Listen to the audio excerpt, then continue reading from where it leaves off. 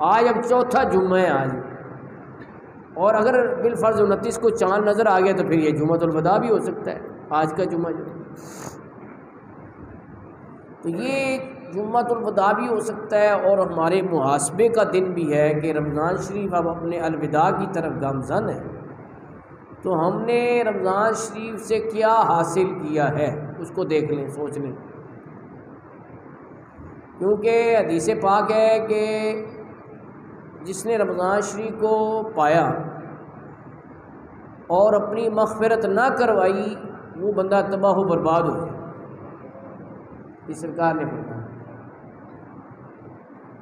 اب آج یہ موقع ہے کہ ہر بندہ یہ جائزہ لے کہ اس نے مغفرت کو حاصل کرنے کے لیے اللہ کی رحمتوں کو پانے کے لیے کیا کچھ کیا ہے، اور تھوڑا بہت ابھی وقت باقی ہے، اس میں کوئی اللہ کرے جب آنکھ کھلی ہوا سویرا جو پہلے دن ضائع ہو گئے اس کا کچھ ازالہ آگے ہو جائے، ابھی تھوڑا سا وقت تو ہے نا انشاءاللہ۔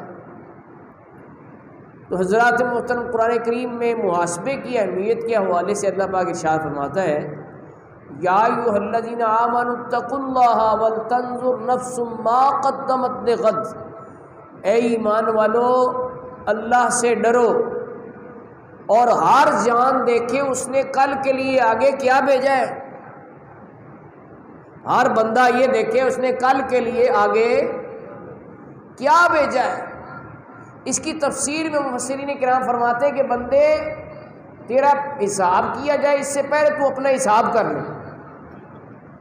علامہ اقبال بھی اسی طرح اشارہ کرتے ہوئے کہتے ہیں، یہ گھڑی محشر کی ہے تو عرصہ محشر میں ہے، یہ گھڑی محشر کی ہے تو عرصہ محشر میں ہے، پیش کر غافل عمل اگر کوئی دفتر میں ہے۔ یعنی اگر آج ہی بندے کی اللہ نہ کرے موت واقع ہو جائے، اس کی تو قیامت قائم ہو گئی نا، کہ اس کا نامہ مال کا رجسٹر بند ہو گیا۔ اب بندہ اس لحاظ سے سوچے، یہ محاسبہ اس کے لیے بڑا مفید ہو سکتا ہے کہ اگر مجھے ابھی پوچھ لیا جائے کہ میرے پاس کتنی نیکیاں ہیں، میرے پاس کتنے گناہ ہیں، تو کیا بڑھے گا، معافی کیسے ہوگی۔ اسی طرح اشارہ کرتے قرآن کریم اللہ فرماتا ہے، ہر جان دیکھے اس نے آگے کے لیے کل کے لیے کیا بھیجا ہے، یعنی قیامت والے دن کے لیے کیا اکٹھا کیا ہے، کیا توشہ بھیجا ہے۔ جی یہ ہر بندے کو سوچنا چاہیے، اور آج ابھی رمضان شریف کے حوالے سے ہمیں یہ فکر کرنی چاہیے کہ ہم نے رمضان شریف سے کیا کھویا ہے، کیا پایا ہے، تو اللہ کرے آج ہی آنکھ کھل جائے تو اور کچھ پانے میں کامیاب ہو جائے۔ تو اس کا یہ محاسبہ کس طرح سے ہوگا، جو اللہ تعالیٰ نے یہ تربیتی پروگرام 4 جہت کا دیا تھا اسی کی روشنی میں محاسبہ کر سکتے ہیں۔ وہ کیا ہے؟ پہلے تو مقصد سنیں نا، جو ہم نے پہلے بھی بیان کیا تھا قرآن کریم میں، سورۃ البقرہ میں اللہ فرماتا ہے کہ روزے کا مقصد کیا ہے۔ یا ایھا الذین آمنوا کتب علیکم الصیام کما کتب علی الذین من قبلکم لعلکم تتقون، اے ایمان والو تم پر روزے فرض کیے گئے ہیں جیسے تم سے پہلے لوگوں پر فرض کیے گئے تھے تاکہ تم پرہیزگار بن جاؤ۔ اب اس مقصد کو سامنے رکھ کے ہر بندہ اپنا جائزہ لے کہ مجھ میں آیا پرہیزگاری کا جذبہ پیدا ہوا ہے، کیا گناہوں سے بچنے کی تڑپ پیدا ہوئی ہے، کیا اللہ تعالیٰ کی فرما برداری کا ذوق و شوق ڈیولپ ہوا ہے۔ یہ ہر بندے کو آج جائزہ لینا چاہیے، اس کی روشنی میں دیکھنا چاہیے۔ اچھا پھر ایک اور انداز بھی ہے، ایک اور پیرامیٹر بھی ہے کہ 4 جہت کا پروگرام تھا۔ نمبر 1، اس میں 20 تراویحیں علیحدہ سے پڑھنے کا حکم ہو گیا کہ 5 نمازیں تو پڑھنی ہے نا، وہ تو سارا سال پڑھنی ہے، 20 تراویحیں اور پڑھنی۔ اس کا مقصد کیا تھا؟ اس کا مقصد یہ تھا کہ بندہ نماز کا عادی ہو جائے، شیطان باندھ ہے، اس کی نماز سے محبت پیدا ہو جائے، نماز کا اس میں ذوق و شوق پیدا ہو جائے، اور جب رمضان کے بعد شیطان آزاد ہو جائے تو اس میں اتنی ول پاور ہو، اس میں اتنی کی طاقت پیدا ہو چکی ہو کہ یہ 5 نمازیں چھوڑنے پر تیار نہ ہو۔ یہ مقصد ہے۔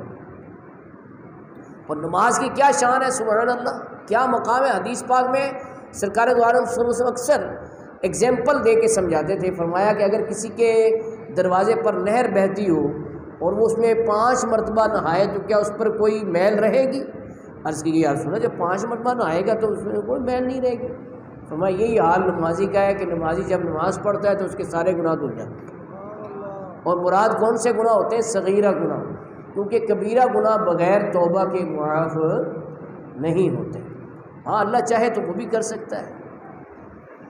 تو سب سے پہلے جو سبق ملا ہے وہ نماز کا ہے، تو سوچنا چاہیے کہ نماز اتنی اہم چیز ہے۔ سب سے پہلے قیامت والے دن نماز کا سوال ہوگا، اور نماز مومن کی معراج ہے کہ وہ عروج کی حالت میں ہوتا ہے اور بندہ رب سے سب سے زیادہ قریب ہو جاتا ہے۔ اچھا یہ بھی سوچنے کی بات ہے، اللہ تو شارک سے بھی زیادہ قریب ہے، لیکن بندہ دور ہو جاتا ہے، اس کے سامنے پردہ پڑ جاتا ہے۔ مثال کے طور پر یہ دیوار ہے، دیوار سے پرے کوئی بندہ ہو، فاصلہ تو کم ہے لیکن ہے دور، سمجھا گئی کہ نہیں؟ تو یہی حال بندے کا ہے کہ بندہ اپنے گناہوں کی وجہ سے، خطاؤں کی وجہ سے رب سے دور ہے۔ رب تو قریب ہے لیکن اس کا پردہ پڑا ہوا ہے درمیان میں۔ وہ پردہ اٹھے گا نماز کی برکت سے، گناہوں سے بچنے کی برکت سے رب کی معرفت حاصل ہوگی۔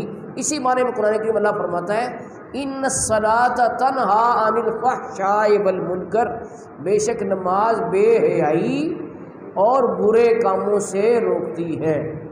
بے حیائی اور برے کاموں سے، تو ہر بندے کا یہ عزم ہونا چاہیے کہ خود بھی پکا سچا نمازی بنے اور اپنے بچوں کو، اپنے عزیزوں کو، اپنے دوستوں کو، اپنے بھائیوں کو بھی نماز کا پابند بنائے کہ نمازی ہی۔ دیکھیں حضرت علی شیر خدا رضی اللہ عنہ کی یاد میں محفل ہوئی تھی، ہم نے بڑا تفصیلی بیان کیا تھا، اس میں ایک بات میں عرض کرتا ہوں کہ جب آپ پہ حملہ ہوا ہے، سنن پڑھ رہے تھے فجر کی، جب حملہ ہوا تو زمین پہ تشریف لے آئے، پھر آپ نے حکم فرمایا سب لوگوں کو کہ میری وجہ سے نماز کو تاخیر کا شکار نہ بنائیں، تو لہذا نماز پڑھیں۔ تو سب لوگ نماز کے لیے کھڑے ہو گئے، فجر کی نماز کے لیے۔ تو دیکھا یہ گیا کہ آپ خود بھی نماز پڑھنے لگے، فجر جو فرض رہتے تھے نا وہ پڑھے آپ۔ یہی حال حضرت عمر فاروق اعظم رضی اللہ تعالیٰ عنہ کا ہے کہ جب آپ نماز پڑھاتے ہوئے حملے کا شکار ہوئے، ایک رکعت پڑھ چکے تھے، دوسری رکعت ابھی پڑھنی تھی کہ وہ ابو لولو فیروز نے آپ پر حملہ کیا، آپ بے ہوش ہو گئے۔ جب ہوش میں آئے تو آپ نے یہ سوال نہیں کیا کہ مجھ پہ کس نے وار کیا ہے، یہ بھی نہیں پوچھا کہ طبیب بلایا کہ نہیں بلایا، کوئی مرہم پٹی کا بندوبست کیا ہے کہ نہیں کیا۔ یہ سوال آپ کی زبان پر نہیں آئے، بلکہ آپ کی زبان پر یہ سوال آیا کہ نماز کا وقت ہے کہ نہیں۔ پہلا سوال یہ تھا نماز کا وقت ہے یا نہیں۔ تو لوگوں نے اس کے حضرت صاحب اس موقع پر بھی، اس حالت میں بھی آپ کو نماز کا خیال ہے کہ اتنا کاری آپ پر وار ہو چکا ہے، زہر میں بجھی ہوئی تلوار سے حملہ کیا گیا ہے، اس کے باوجود آپ کو فکر اپنے زخموں کی نہیں ہے، آپ کو نماز کی فکر ہے۔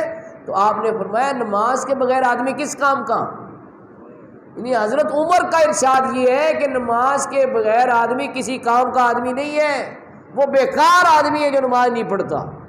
اچھا بندہ وہ سمجھتے میں بڑے کام کا آدمی، میں تو بڑا کامیاب بزنس مین ہوں، میں تو بڑا کامیاب تاجر ہوں، لیکن حضرت عمر کہتے ہیں اگر نماز نہیں پڑھتا تو کسی کام کا آدمی، بالکل بیکار آدمی ہے۔ ٹھیک ہے نا جی۔ تو اس روشنی میں ہمیں اپنی اصلاح کرنی چاہیے، اور آج کے اس مبارک دن یہ عزم کرنا چاہیے کہ جو پہلے چھوٹ چکی ہیں ان کی قضا بھی پڑھیں گے، صرف توبہ کافی نہیں ہے، ان کی قضا بھی پڑھنی چاہیے۔ اور قضا کس کی ہوتی ہے؟ صرف فرضوں کی، یعنی 2 فجر کے فرض ہیں، 4 فرض ظہر کے، 4 عصر کے، 3 مغرب کے اور 4 عشاء کے، اور اس کے ساتھ 3 وطروں کی بھی قضا ہوتی ہے۔ باقی سنن نوافل معاف ہیں، ان کی قضا نہیں ہے۔ تو اللہ نے کتنی پہلے ہی ریلیکسیشن کر دی ہے کہ سنن نوافل کی قضا کوئی نہیں، صرف فرضوں کی اور وطروں کی تو بندے کو شروع ہو جانا چاہیے ایک رف سا آئیڈیا لگا کر کہ اتنی میری قضائیں ہیں تو قضائیں پڑھنا شروع کر دیں، نوافل کی بجائے قضائیں پڑھتا رہے تو انشاءاللہ ایک وقت آئے گا اگر اس کی قضائیں مکمل ہو جائیں گی، اور اگر اللہ نہ کرے اس درمیان موت آ گئی تو یہ کہنے قابل ہوگا کہ میں نے توبہ کر لی تھی اور میں نے پڑھنا شروع کر دی تھی، اب یہ اللہ کی طرف سے حکم ہو گیا موت کا تو اس پہ میں تو قصوروار نہیں ہوں، ٹھیک ہے نا۔ تو اس لیے قضائیں پڑھنی چاہیے، بڑی راتیں، یہ شب قدر کی راتیں، طاق راتیں جو ان میں بندے عبادت کرتے ہیں جاگتے ہیں، تو ان میں بھی مشورہ یہی ہے کہ جن کی قضائیں رہتی ہیں وہ قضائیں پڑھنا شروع کر دیں، انشاءاللہ نفلوں سے زیادہ ثواب حاصل ہوگا جب ان کی ادائیگی پوری ہو جائے گی، ٹھیک ہے نا۔